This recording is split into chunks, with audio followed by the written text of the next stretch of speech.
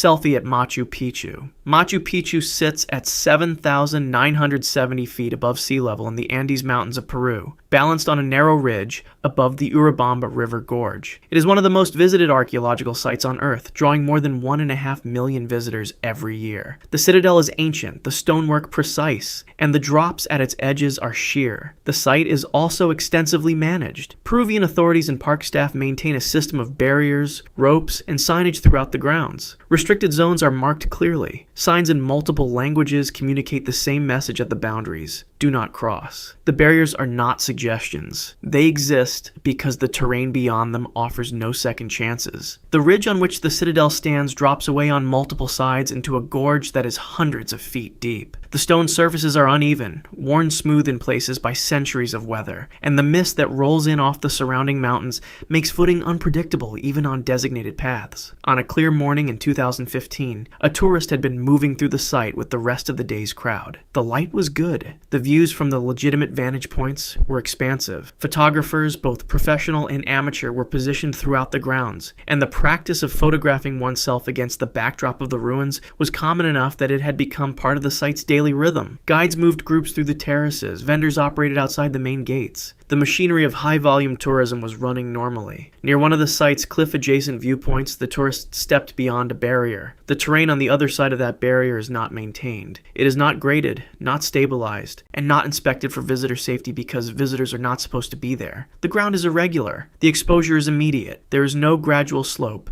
no gentle transition. The edge is close. He lost his footing. The fall was confirmed by Peruvian authorities, who investigated the incident and documented the death. The specific drop distance at that location was not publicly confirmed in official reports, but the geography of the site leaves little ambiguity about what a fall from a cliff-adjacent restricted zone at Machu Picchu means. Emergency response at Machu Picchu is complicated by the site's location. The citadel is accessible only by a winding mountain road, or on foot via trekking routes. Rescue personnel had to navigate steep, difficult terrain to reach the location of the fall. The response was not immediate in the way a flat-surface urban emergency might be. The terrain that makes Machu Picchu visually extraordinary is the same terrain that makes reaching a fallen person at its edges a serious logistical challenge. Responders reached the location. The injuries were severe. He was pronounced dead. Cause of death: traumatic injuries sustained in the fall. In the years following this and similar incidents, Machu Picchu authorities increased patrols in restricted zones and intensified enforcement of barrier boundaries. The signs are still there. The barriers are still there. The drops are still there. Chasing Yellowstone geysers. Yellowstone National Park covers 3,472 square miles across Wyoming, Montana, and Idaho. It sits atop one of the largest volcanic systems on Earth. The thermal features that make it remarkable, the geysers, hot springs, mud pots, and fumaroles, are the visible surface expression of a magma chamber that has been building heat for millions of years. The water in Yellowstone's hot springs is not simply hot. It is superheated and highly acidic. Temperatures in the thermal features regularly exceed 250 degrees Fahrenheit. In some pools, the acidity is extreme enough to dissolve organic material. The park is unambiguous about this. Boardwalks run throughout the thermal basin areas specifically to keep visitors on safe ground. The crust of Earth between a visitor and superheated water in thermal zones can be deceptively thin. Park rangers have described it as walking on a crust over a void. Signage throughout the thermal areas in multiple languages and with graphic illustrations warns visitors to stay on designated paths. Norris Geyser Basin is one of the hottest and most geologically active areas in the entire park. The ground there shifts. Features appear, disappear, and change character as the underground system moves. It is not a stable environment. It is also one of the most visually striking sections of the park, which draws visitors in numbers that require constant management. On June 7, 2016, Colin Scott, 23 years old, from Portland, Oregon, left the designated boardwalk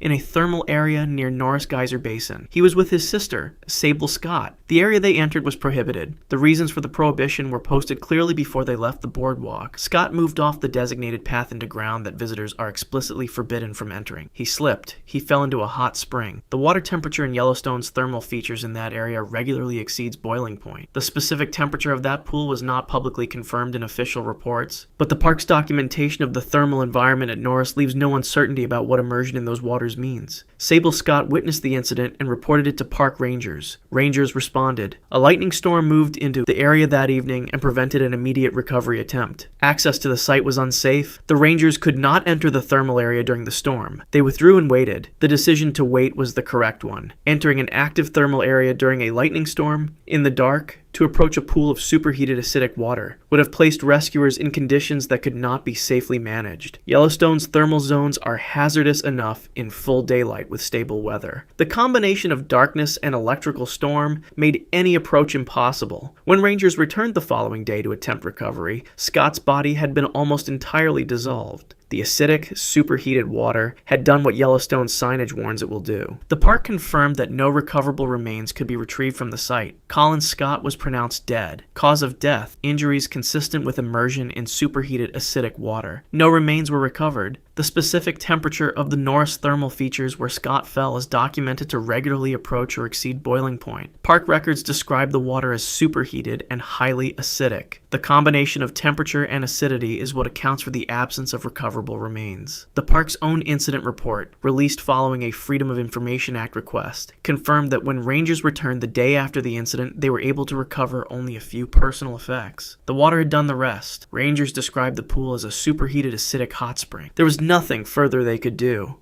Yellowstone has cited this case publicly in its ongoing visitor safety campaigns about boardwalk compliance. The boardwalks are still there. The water is still there. The signs have not changed. Falls without barrel. Niagara Falls is one of the most visited natural landmarks in the world, drawing approximately 30 million visitors per year to the border between the United States and Canada. The Horseshoe Falls on the Canadian side is the largest of the three falls that make up the Niagara system. It produces a curtain of water, estimated at 600,000 gallons per second during peak flow periods. The drop is approximately 167 feet. The sound is constant and enormous, audible from significant distances away, and the mist it generates coats every surface in the surrounding area. The tourist promenade along the Canadian side runs close to the river's edge. Safety railings extend the full length of the walkway. The barriers are substantial, clearly visible and accompanied by warning signage. The area between the railing and the river is not accessible to the public. The river above the falls accelerates as it approaches the drop, running at approximately 25 miles per hour before the edge. The surface of the rock ledges in the river is covered with the permanent mist from the falls and is wet at all times. On a day in 2011, witnesses observed a man who had crossed the safety barrier. He had moved past the railing and was standing on a rock ledge in the river above the falls. The mist coated him and the surface beneath him. Other visitors were present on the promenade. Some of them watched. The current in the Niagara River above the falls does not present itself as a threat in the way a rapids might. The surface can appear relatively calm compared to what lies downstream. The acceleration toward the edge is real, but not immediately obvious to someone unfamiliar with the hydrology of the site. Witnesses reported seeing him standing on the ledge before anything happened. The current swept him over. He went over the Horseshoe Falls. The drop from the lip of the falls to the water below is approximately 167 feet. The water at the base of the falls is turbulent, aerated, and compressed by the volume and force of the falls above it. The rock formations beneath the surface are irregular. Recovery operations below Niagara Falls are complicated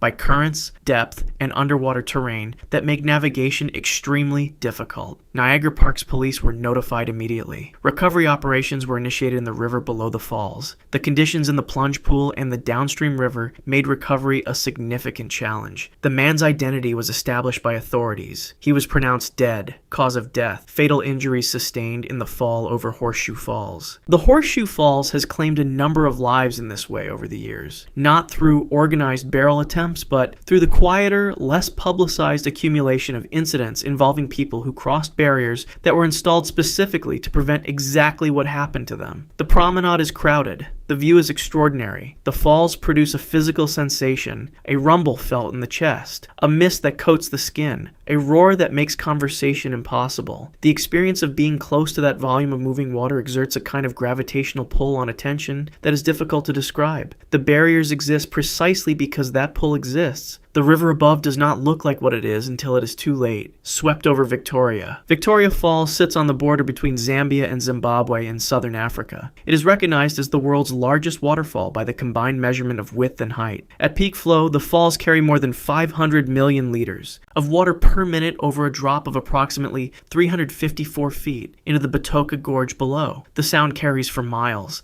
The spray rises high enough to be visible from a significant distance. The Zambezi River above the falls is wide, and at its surface can appear deceptively placid. On the Zambian edge of the falls, during the dry season when water levels drop, a natural rock pool forms at the very lip of the falls. It is called Devil's Pool. The pool is a genuine feature of the site, and guided tours operate there during the dry season months, bringing visitors to the edge of the falls under specific safety protocols managed by licensed operators. The experience is intentionally extreme. The pool sits directly at the precipice. The rock lip that holds the pool forms a natural barrier against the current pulling swimmers over. During the appropriate season, and with appropriate guidance, it is an authorized tourist activity. Visitors who access Devil's Pool do so through a controlled boat trip to Livingston Island, guided at all times by operators who understand the hydrology of the site and the specific conditions that make the activity relatively safer during low water months. Adjacent to Devil's Pool, beyond the sanctioned swimming boundary, the rock gives way directly to the full force of the Zambezi and the 354-foot drop into the gorge. There is no natural barrier there. The current pulls without interruption. So a person who moves beyond the controlled area of the pool and into the unrestricted rock faces adjacent to the falls is in an environment where the margins are measured in inches and the consequences are irreversible. Victoria Falls had been largely closed to tourism during the COVID-19 pandemic. When the site reopened, visitors returned. On New Year's Day 2021, Roy George Tinashe Dikinya, a 40-year-old man from Harare, Zimbabwe, was visiting the falls with friends and their partners. Dikinya was a fitness instructor and the father of 4 children. He had lived in the Victoria Falls area for about a year and knew the site well. He was walking along the rocky cliffs parallel to the gorge edge. The surfaces he was walking on were wet and slippery from heavy recent rain. He missed a step and lost his grip on the wet rock, sliding and falling into the gorge below. His friends watched. There was nothing they could do. The fall into the Batoka Gorge is not a fall from which a person can be retrieved. The descent is nearly instantaneous, and the environment at the base makes any immediate human response on the part of bystanders impossible. The 354-foot fall into the Batoka Gorge is one of the most severe drops of any waterfall in the world. The gorge below is narrow. The water at the base is violently turbulent, and access by rescue teams requires significant logistical effort. The volume of water coming over the falls at any time, even during dry season, does not stop. Recovery operations in this environment are among the most difficult that rescue personnel can face. Zimbabwean rescue teams were deployed. Police divers, military personnel, and volunteers from the tourism sector were brought in. The conditions in the gorge, the current, the volume of water, and the terrain of the riverbed below made recovery extremely difficult. Dikinya's body was found on January 2nd and was retrieved using a zipline and pulley system constructed by the Combined Response Team. The effort required abseiling into the gorge and swimming to reach the location, where his remains were found. The recovery was documented and reported internationally. His death was confirmed by Zimbabwean authorities and covered internationally. Cause of death, fatal fall of approximately 354 feet over Victoria Falls. Climbing Uluru anyway. Uluru rises 1,142 feet above the flat red plain of the Northern Territory of Australia. It is a single massive sandstone formation, ancient beyond comprehension, sacred to the Anangu people who have lived on and with this landscape for tens of thousands of years. From a distance, it appears monolithic and still. Up close, its surface is steep,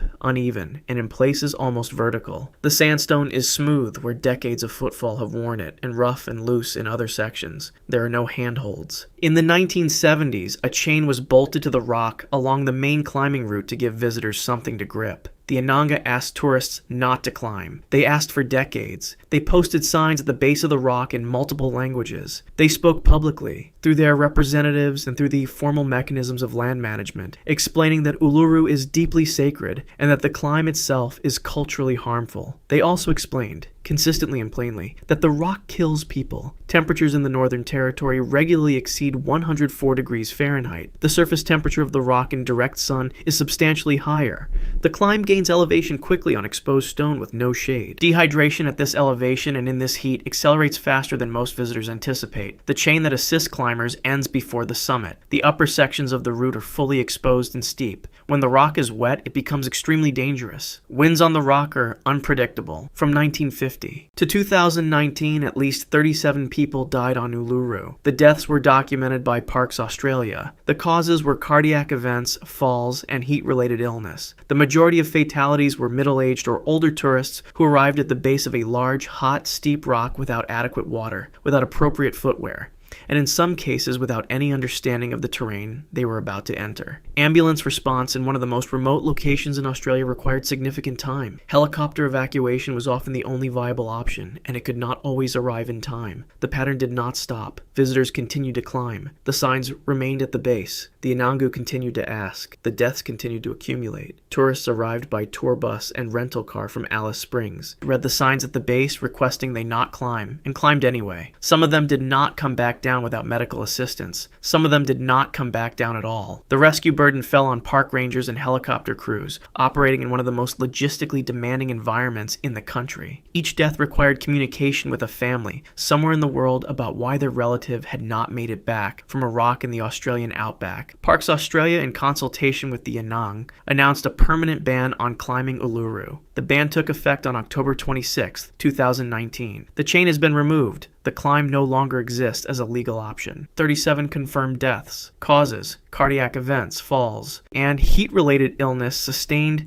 during an unsanctioned climb of a sacred rock in one of the most remote and extreme environments in Australia. Shark cage failure. The waters off the coast of Baja California, Mexico, are among the most reliably productive locations in the world for observing great white sharks. The cold, nutrient-rich currents that run along the peninsula create conditions that draw large numbers of the species, and a commercial shark diving industry has developed around this. Operators bring tourists out by boat, deploy cages, and attract sharks to the vessel using bait. For most of the industry's history, the standard cage design is fully enclosed and fully submerged, with the shark and the tourist separated by steel at all times. A variation of this experience involves cages that are only partially submerged, with the top section open at the surface. In this configuration, tourists inside the cage can experience closer proximity to sharks attracted to the boat.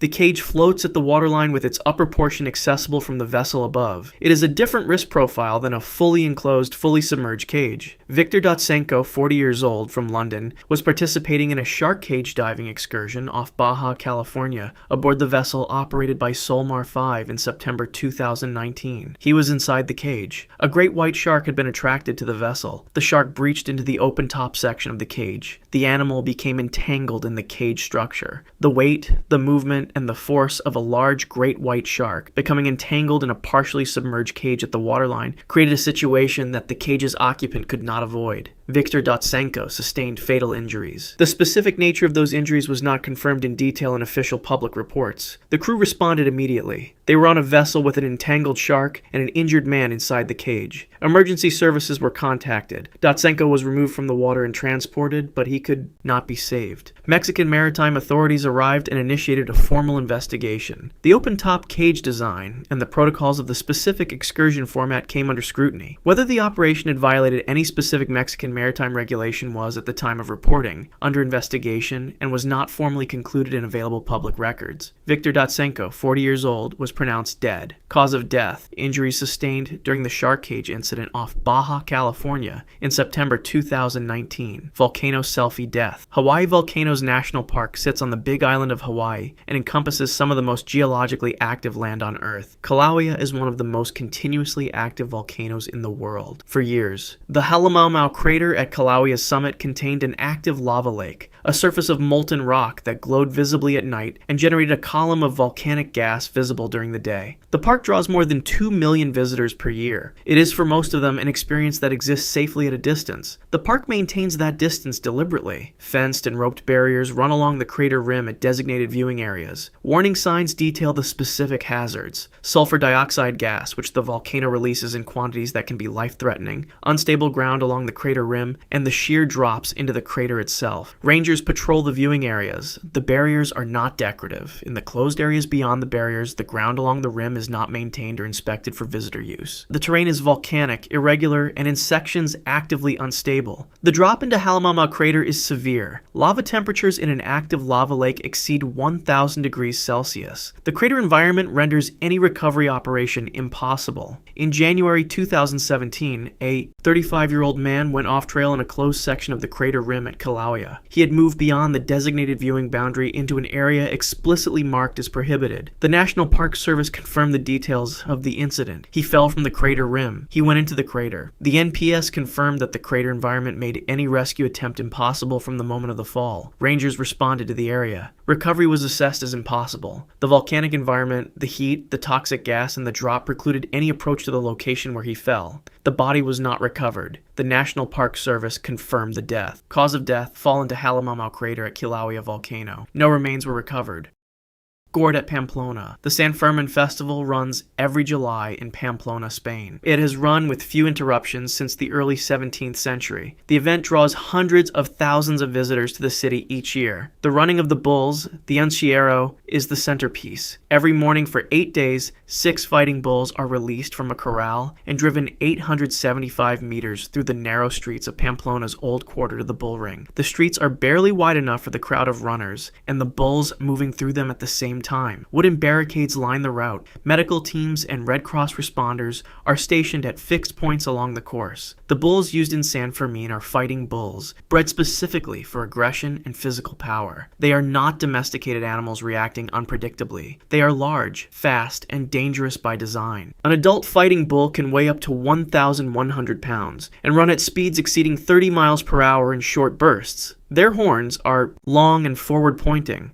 A horn strike from a fighting bull is not comparable to a collision with a domesticated animal. The force and penetration are of a different category. Tens of thousands of runners participate across the 8 mornings of the festival. Many are tourists, many are locals, many have run before, some are running for the first time. The course record for serious injuries and deaths reflects decades of data, and the data is consistent. The encierro injures people every year. Deaths are less frequent, but they have occurred at a documented rate since formal records began in 1910. The morning of July 10, 2009, was the Encierro's 4th run of that year's festival. Daniel Jimeno Romero, 27 years old, was among the runners. He had entered the course with the rest of the crowd. The bulls had been released. The run was underway. The 4th run of a San Fermin festival carries the same risk as the first. Experience from prior mornings does not transfer to a different set of animals on a different morning. Each run is its own event, with its own configuration of bulls, its own crowd dynamics, and its own unpredictable sequence of moments. The runners who have done it before know this. Those who have not sometimes learn it the hard way. Near the entrance to the bull ring, the final section of the course where the street opens into the arena, one of the bulls from the Gendilla ranch, a bull named Cappuccino, struck Romero. The horn entered his neck. He went down. Red Cross medics stationed at the bull ring entrance reached him. The bull ring entrance is one of the most densely covered sections of the course in terms of medical response, because the concentration of runners and bulls is highest there, and the funnel effect of the street narrowing into the arena creates the most dangerous conditions of the run. Medics were on the scene within moments of Romero falling. They began treatment immediately. He was stabilized enough to transport. He was taken to the Hospital of Navarra, the regional hospital in Pamplona that serves as the primary medical facility for San Fermin injuries each year. The hospital is prepared for encierro casualties. Staff were in position during the runs. Emergency surgery was performed. Daniel Jimeno Romero died from his injuries at the Hospital of Navarra on July 10, 2009. He was the first person killed at San Fermin since 1995. He was the 15th person to die in the event's recorded history since 1910. The bull Cappuccino was killed in the afternoon scheduled bullfight, as is standard procedure for all bulls that run in the Encierro. Cause of death: goring to the neck by a fighting bull during the San Fermin Encierro in Pamplona, Spain. Cliff dive gone wrong. There is a flooded quarry near Vik in southern Iceland that is not on any official tourist map. It has no entrance gate, no staff, no lifeguard, no emergency equipment, and no official designation as a visitor attraction of any kind. What it has is color. The water is a striking aquamarine, the result of the geology of the quarry walls, and it photographs in a way that is visually arresting. Through the mid-2010s, images of the site circulated on social media, and the site accumulated visitors, people who saw the photographs, identified the location, drove out to see it for themselves. They arrived without information about what they were actually entering. The water in the quarry is fed by glacial runoff and groundwater. Even in the Icelandic summer, the temperature sits near or below 40 degrees Fahrenheit. At those temperatures, cold water shock is a documented and serious physiological response. Immersion in water that cold causes involuntary gasping, hyperventilation, and a rapid loss of swimming capability. The body's response to sudden cold water immersion is not controllable by willpower or swimming ability. It is a reflex. It happens in seconds. Icelandic authorities had issued warnings about the site, noting the absence of any safety infrastructure and the water temperature specifically. The cliff faces at the quarry rise to several meters above the water. Jumping from them had become part of the informal culture of the site, driven by the same social media circulation that brought people there in the first place. The photographs showed people jumping. More people came to jump. In 2018, a 34-year-old man visited the quarry. He jumped from the cliffs into the water. The water temperature at the point of immersion was near freezing. Cold water shock at these temperatures affects the body almost immediately. He did not resurface. Other people were present at the site. Icelandic emergency services were contacted. Rescue teams responded. The water temperature and conditions complicated recovery operations. He was pulled from the water. Resuscitation attempts were made. He was pronounced dead. Cause of death: drowning, with cold water shock cited by Icelandic authorities as a contributing factor. Icelandic authorities renewed public warnings about the site in the aftermath. The warnings did not close the site. The site continued to attract visitors. Crocodile warning ignored. Gunung Leuser National Park covers nearly 8,000 square miles of rainforest in North Sumatra, Indonesia. It is a UNESCO World Heritage Site and one of the last places on Earth where orangutans, tigers, elephants, and rhinoceroses share a continuous wild habitat. It also draws tourists, primarily for guided orangutan trekking and river excursions through the forest. The park's rivers are part of its visual appeal. They run clear in places, bordered by dense vegetation, and the sound of the forest around them is constant.